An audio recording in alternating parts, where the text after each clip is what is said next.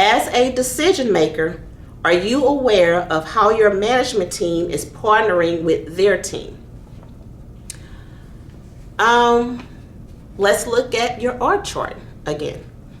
And looking at that org chart, it's various levels in between, C-suite and departments or managers or supervisors. And depending on the organization, it's going to be various levels, in between. Just like you want your managers to train your employees, you also should take the time to train your managers. If your managers are not trained to enforce following the organization's procedures, following the SOPs, understanding what's happening and how the organization needs to run, when there are shifts in operations, if you're making a change with systems or processes, did that manager absorb that? Did they listen? Did they take that? Because you're so far removed, you don't know if they're still using a previous system because they don't want to go through the trouble of the transition, retraining, and taking the time to do all of that. Or they just may say, you know what? I love this system. It works for me. I'm not changing. We're going to stick here until they just make me get off of it or until it just doesn't work anymore.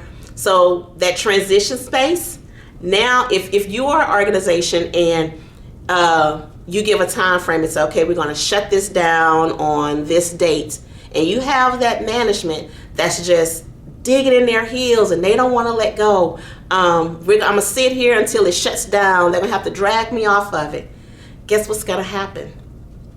That department or team is going to cost you so much more money because now they're going to have to hire in temps or hire extra people to come in to try to stay aboard to say, okay, all right, we got to get this done. We're behind. Let's put 2 people on here to really, understand how to do this system, get trained on it, while everybody else is scrambling with a manual process. You have extra people to help, try to cover that up.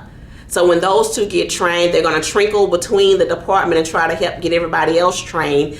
And they may assign a leader or something to help make sure, these things get done. So now you have overtime costs.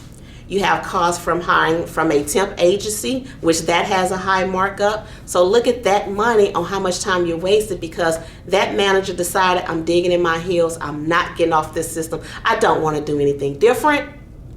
But how do you know?